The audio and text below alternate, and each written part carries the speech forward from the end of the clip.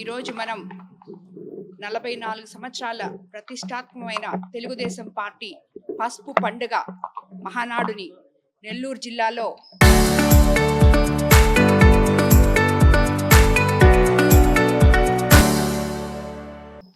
మన ముఖ్యమంత్రి చంద్రబాబు నాయుడు గారి ఆదేశాల మేరకు అలాగే నారా లోకేష్ బాబు గారు నేషనల్ వర్కింగ్ ప్రెసిడెంట్ అయిన తర్వాత మొట్టమొదటిసారిగా నెల్లూరు జిల్లాకు ఈ పసుపు పండుగ రావడం నిజంగా మన అదృష్టంగా భావించాలి. ఈ పసుపు పండుగని ఈ మహానాడుని ఒక మహాయజ్ఞంలాగా రాష్ట్ర నాయకులు అలాగే జిల్లా అధ్యక్షులు జిల్లా మంత్రివర్యులు ఎంపీ గారు అలాగే స్థానిక జిల్లాలో ఉన్న అందరూ శాసనసభ్యులతో కలిసి ఈ మహానాడుని రాబోయే రోజుల్లో దిగ్విజయంగా పూర్తి చేస్తామని చెప్పి నెల్లూరు ప్రజలు ఎప్పటికీ చరిత్రలో మర్చిపోలేని ఒక పండుగగా నిలిచిపోయే విధంగా ఈ పసుపు పండుగని మనం చేసుకుంటామని చెప్పి దానికి ప్రతి తెలుగుదేశం కార్యకర్త నాయకుడు ప్రతి ఒక్కరూ కూడా వాళ్ళంతకు వాళ్ళుగా వచ్చి ఇందులో పాల్గొనాలని ప్రతి ఒక్కరూ మీ ఇంటి పండుగగా భావించి మీ ఇంట్లో ఒక పెళ్లిలాగా భావించి మీరందరూ తరలి రావాలి అని చెప్పి ఈ పసుపు పండుగకి జిల్లాలో ఉన్న ప్రతి కార్యకర్తని ప్రతి తెలుగుదేశం నాయకుడిని కోరుకుంటూ ధన్యవాదాలు తెలుపు. 44 సంవత్సరాల తెలుగుదేశం పార్టీ చరిత్రలో మహానాడు నిర్వహించే అవకాశం నెల్లూరు జిల్లా తెలుగుదేశం పార్టీకి అవకాశం ఇచ్చిన గౌరవ పార్టీ అధ్యక్షులు ముఖ్యమంత్రి వర్యులు మాన్య శ్రీ నారా చంద్రబాబు నాయుడు గారికి, కార్యనిర్వాహక అధ్యక్షులు మంత్రివర్యులు నారా లోకేష్ గారికి, జిల్లా పార్టీ తరపున ఈ యొక్క మహానాడుని పెద్దలందరూ చెప్పినట్లుగా నెల్లూరు జిల్లా నాయకత్వం మంత్రివర్యులు, పార్లమెంటు సభ్యులు, శాసనసభ్యులు, జిల్లాలో ఉన్నటువంటి పార్టీ నాయకత్వం అంతా ఒక సమిష్టిగా మాకిచ్చినటువంటి అవకాశాన్ని మహానాడుని దిగ్విజయంగా నిర్వహించి నెల్లూరు జిల్లా పార్టీ నాయకత్వం మహానాడుని అన్ని విభాగాలు కూడా శ్రీధర్ రెడ్డి గారు అకామిడేషన్ చూస్తున్నారు, ఫుడ్ కమిటీ మంత్రులు, అదేవిధంగా పార్కింగ్ కమిటీలు, రవాణా కమిటీలు, లేక సాంస్కృతిక కమిటీలు, అన్ని కమిటీల్లో కూడా జిల్లా వారు రాష్ట్ర పార్టీ ఎవరినైతే ఈ కమిటీలు నిర్వహించారో వారితో 13వ తారీఖున ఇక్కడే ఈ ప్రాంగణంలోనే కమిటీలన్నీ కూడా సమావేశాలు నిర్వహిస్తున్నాం. 13వ తారీఖు తర్వాత ఎవరెవరి కమిటీ వాళ్ళు మొత్తం కూడా వారి యొక్క అప్పగించినటువంటి బాధ్యతల్లో పనిచేస్తారు. అదేవిధంగా నెల్లూరు జిల్లా వ్యాప్తంగా ఒక పండుగ వాతావరణం తీసుకురావాలని ప్రతి ఒక్కరూ ఎవరికి వారుగా శాసనసభ్యులు నెల్లూరు నగరం రూరల్, ఇటు మంత్రి నారాయణ గారు, అటు రూరల్ శాసనసభ్యులు శ్రీధర్ రెడ్డి గారు ఇప్పటికే మొత్తం నెల్లూరు రూరల్ నియోజకవర్గం అంతా ఒక పండుగ వాతావరణం ఏర్పాటు చేసేటువంటి విధంగా చర్యలు తీసుకున్నారు. నగరంలో నారాయణ గారు అదేవిధంగా 25 కిలోమీటర్ల హైవే ప్లస్ కోవూరు నియోజకవర్గం అంతా కూడా ఒక మహానాడు ఈ ప్రాంగణంలో జరుగుతున్న ప్రతి నియోజకవర్గంలో ఆ పండుగ వాతావరణాన్ని కావల్లో కృష్ణారెడ్డి గారు కానీ, సర్వేపల్లిలో సోమిరెడ్డి చంద్రమోహన్ రెడ్డి గారు కానీ, గూడూరు పాశం సునీల్ కుమార్ గారు కానీ, అదేవిధంగా మరో ఎమ్మెల్యే విజయశ్రీ గారు కానీ, అందరూ ఎవరికి వారుగా కందుకూరు శాసనసభ్యులు కానీ హైవే అంతా నాయుడుపేట నుంచి ఇటు సింగరాయకొండ వరకు కూడా మొత్తం నెల్లూరు జిల్లా నెల్లూరు పార్లమెంటు అదేవిధంగా ఉమ్మడి జిల్లా వ్యాప్తంగా కూడా అలంకరణ కానీ ప్రతి ఒక్క విషయంలో శాసనసభ్యులు ఒక ప్రత్యేక బాధ్యత తీసుకొని ఈ యొక్క కార్యక్రమాలు నిర్వహిస్తున్నారు. మాకిచ్చినటువంటి అవకాశాన్ని నెల్లూరు జిల్లా తెలుగుదేశం పార్టీ నాయకత్వం సమిష్టిగా విజయవంతంగా పూర్తి చేస్తాం. ఉదయగిరి శాసనసభ్యులు సురేష్ గారు వారు, అదేవిధంగా వెంకటగిరి శాసనసభ్యులు మంత్రివర్యులు రామనారాయణ రెడ్డి గారు వారు సీనియర్లు, అదేవిధంగా పార్లమెంటు సభ్యులు వేమిరెడ్డి ప్రభాకర్ రెడ్డి గారు ప్రతి ఒక్కరూ ఎప్పటికప్పుడు ప్రాంగణం విషయంలో కానీ ఇతర ఏర్పాట్ల విషయంలో కానీ అన్ని జాగ్రత్తలు తీసుకొని విజయవంతంగా మహానాడుని పూర్తి చేస్తామని చెప్పి తెలియజేస్తాం. సంతోషం. ఎందుకంటే మహానాడు తెలుగుదేశం పార్టీకే కాకుండా ప్రపంచంలో ఉన్న తెలుగు వాళ్ళందరికీ కూడా అత్యంత ఇష్టమైనటువంటి కార్యక్రమం. ఆ మహానాడు తెలుగుదేశం పార్టీ చరిత్రలో ఒక్కో సంవత్సరం ఒక్కో దగ్గర నిర్వహిస్తూ ఉంటారు.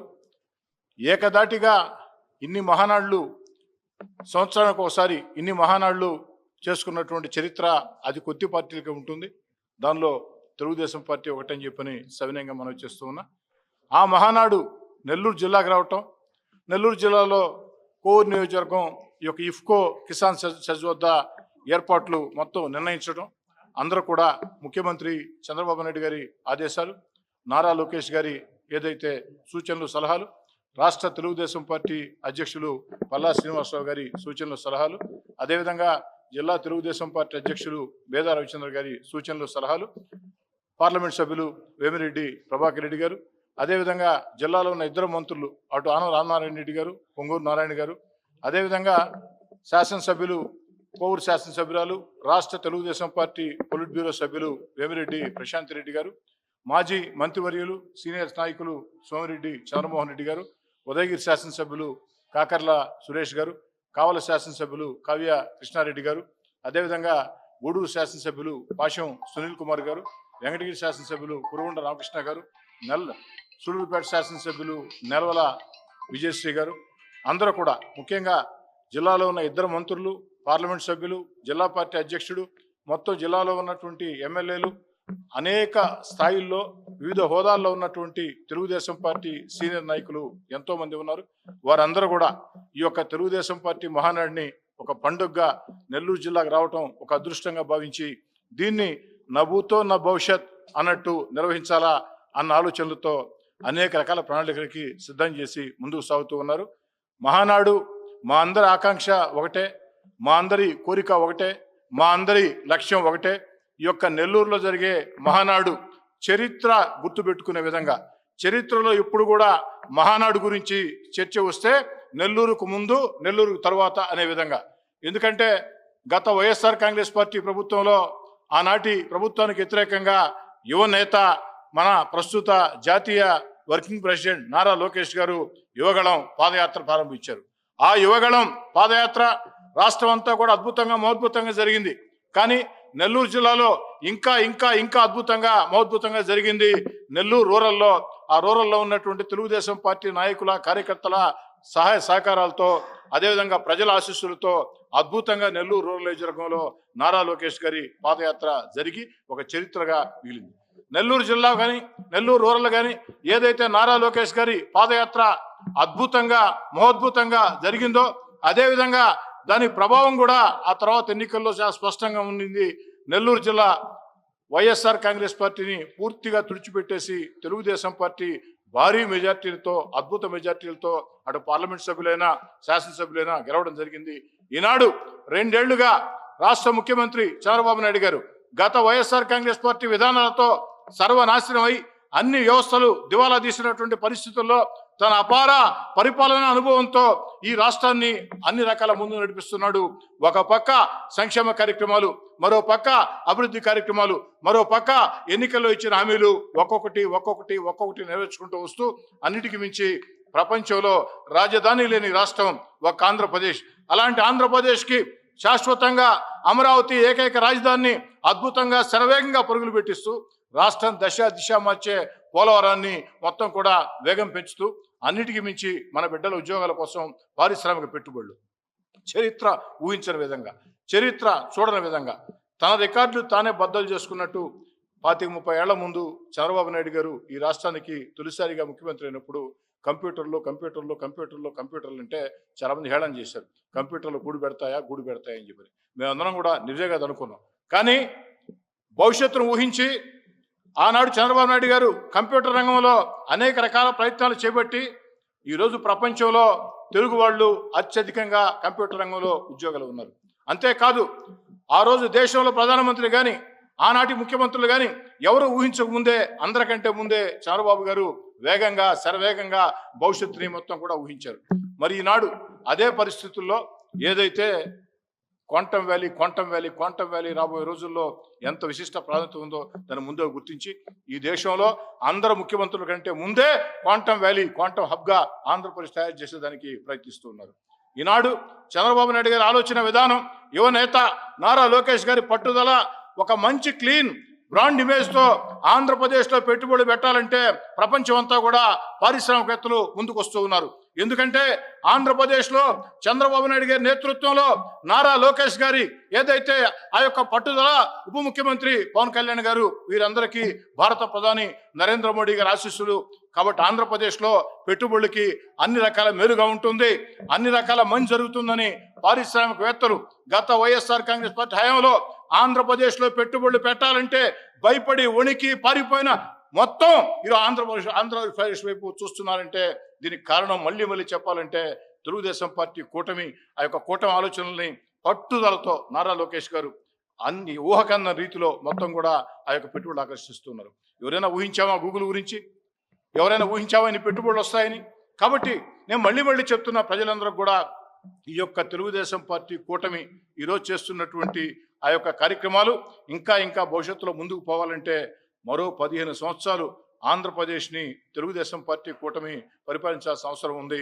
కాబట్టి ఈ వయసులో కూడా ఈ రాష్ట్రం కోసం కష్టం చేస్తున్న చంద్రబాబు నాయుడు గారికి, అదేవిధంగా ఉప ముఖ్యమంత్రి పవన్ కళ్యాణ్ గారికి, యువనేత నారా లోకేష్ గారికి ప్రజలందరి ఆశీస్సులు ఉండాలని చెప్పని అన్ని రకాల మీ అందరి ఆశీస్సులతో ఏదైతే తెలుగుదేశం పార్టీ కూటమి ఈ రాష్ట్రంలో అద్భుతాలు చేసి చూపిస్తుందని మనవి చేస్తూ మళ్ళీ చెప్తున్నా, నెల్లూరు జిల్లా కోవూరు నియోజకవర్గం ఈ యొక్క ఇఫ్కో కిసాన్ సైడ్లో జరిగే ఆ యొక్క మహానాడు అద్భుతంగా, మహోద్భుతంగా జన జాతరని తలపించే రీతిలో ముందుకు సాగుతుంది.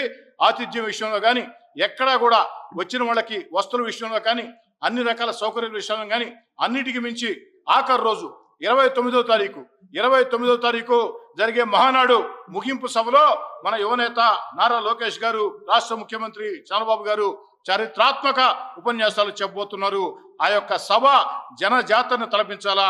అందుకే ముగింపు సభకి నెల్లూరు రూరల్ నియోజకవర్గం నుంచి అక్షరాల 50,000 మందికి ఒక్కరు తక్కకుండా నెల్లూరు రూరల్ నియోజకవర్గం నుంచి ఒక భారీ జన సమీకరణకి ఇప్పుడే అంతా కూడా పథకాలు సిద్ధం చేశాం. అన్ని రకాల నెల్లూరు రూరల్లో ఉండే తెలుగుదేశం పార్టీ క్లస్టర్ ఇన్ఛార్జీలు, కో క్లస్టర్ ఇన్ఛార్జీలు, డివిజన్ అధ్యక్షులు, అనుభవ సంఘాల అధ్యక్షులు, కార్పొరేటర్లు, ప్రతి నాయకుడు, ప్రతి కార్యకర్త కూడా ఈ యొక్క ఇఫ్కో కిసాన్ సైడ్ జరిగే ఈ యొక్క మహానాడికి అన్ని రకాల కష్టించి పనిచేస్తారని, ముగింపు సభకి నెల్లూరు రూరల్ నుంచి 50,000 మంది ప్రజలు సమీకరిస్తామని, ఒక నెల్లూరు రూరలే కాదు, నెల్లూరు జిల్లాలో ప్రతి శాసనసభ్యుడు, అటు పార్లమెంట్ సభ్యులు, మంత్రులు, జిల్లా పార్టీ అధ్యక్షుడు దీన్ని ఒక సవాలుగా తీసుకుని ఉన్నారు. ప్రతి ఒక్కరు కూడా రెట్టించిన ఉత్సాహంతో ముందుకు సాగుతూ ఉన్నారు. ఎక్కడికెక్కడ పటిష్టమైనటువంటి కార్యాచరణ ప్రణాళికలను రూపొందిస్తూ ముందుకు సాగుతూ ఉన్నారు. మళ్ళీ చెప్తూ ఉన్నా, ఈ యొక్క మహానాడు నెల్లూరుకు ముందు, నెల్లూరు తర్వాత అనే విధంగా ముందుకు సాగుతామని ప్రజలందరి ఆశీస్సులు కూడా ఉండాలని చెప్పని కోరుకుంటూ సెలవు తీసుకుంటాం.